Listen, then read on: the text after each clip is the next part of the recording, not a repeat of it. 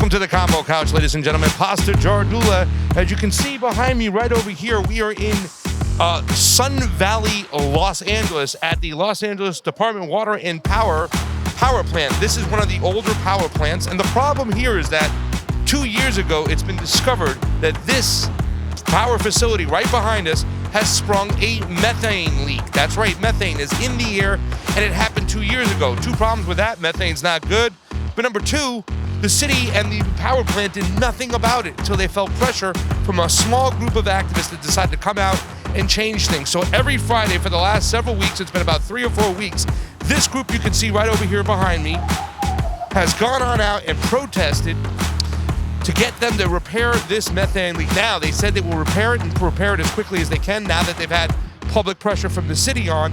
But Angelica Dueñas, who is running for Congress in District 29 against Tony Cardenas, has led the charge here. Whether it be a small group, a big group, she has been one of the more vocal voices to go out there and fix this power plant. They did say they would fix it, but on a slow schedule, and that 5% of the leak will still be out there by the new year. Pasta Jardula here in Sun Valley with a candidate for Congress who's actually out here protesting. Angelica Dueñas, District 29, is about to take on Tony Cardenas. Let's talk about why you're here and how that kind of ties into your whole candidacy. I see you got a sign that says prioritize Sun Valley. Why don't you tell us why we're here and what you're all about today? Absolutely. So we're right here at the LADWP Valley Generation Plant because we were made aware that it's been having a gas leak for over 2 years. And how we found out about this was because JPL NASA published a study, and that's how we, the public, became aware of it. We also found out that LADWP knew about the leak for at least a year, September of last year, and chose not to fix it. Once it became public, citizen groups have been coming here every other week or so to demand action. When did that happen? When did it become public? It became public in late August.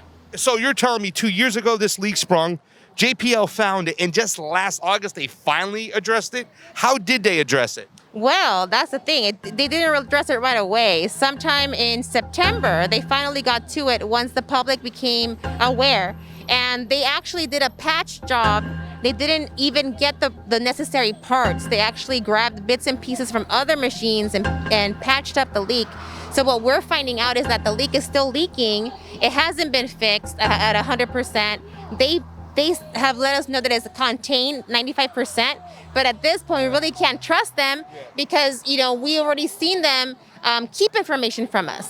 Now, you said that this is an older power plant, correct? And the way they kind of generate electricity here can be very dirty to the environment. How does that really kind of make a parallel to what your campaign is all about? Because I've always known you as a green advocate. You're wearing your Green New Deal. You've always walked the walk. How does this situation and what you want to do in Congress really draw a parallel together? Absolutely. This is the perfect example as to why we need to go 100% clean energy. What we're seeing here, what we're seeing in other communities across the country is that poor communities of people of color are being forced to keep these dirty energy plants, to keep breathing this dirty air, to be susceptible to dangerous leaks that can really get them sick, to make us unhealthy, and to really destroy our community. We are actually across the street from a hospital and a healthcare center. So this is more beyond criminal. So what I am fighting for here in our community, and hopefully once we get into Congress, is for a Green New Deal to truly transition to 100% clean energy because we deserve clean air. And right here in Sun Valley, with the oldest LADWP plant around, we demand to be prioritized. They already said they can do it by 2045.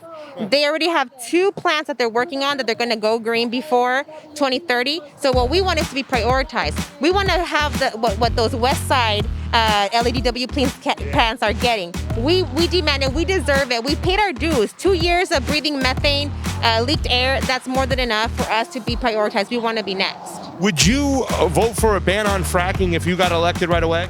Absolutely, yes. What do you say to those Republican people or those independent, kind of conservatives that say, listen, I'm all about clean environment, but the Green New Deal is way over the top. Can't we come up with something a little bit better? I don't think that we have the time to do that. We really need to act now. We are getting to the point of no return. If we don't make big, bold, brave choices, we're going to literally have no planet to live on for our kids' future. So this is crisis mode. We need to act, and the thought of putting money or profits before our health, before our future, is just ridiculous. Money means nothing if we don't have a planet to live on. Ladies and gentlemen, go to Angelica Dueñas' website, her Instagram, everything. She's running for Congress. Help her out. She's fighting for a green new climate over here. For Pastor Jardula and the Combo Couch, we'll see you later.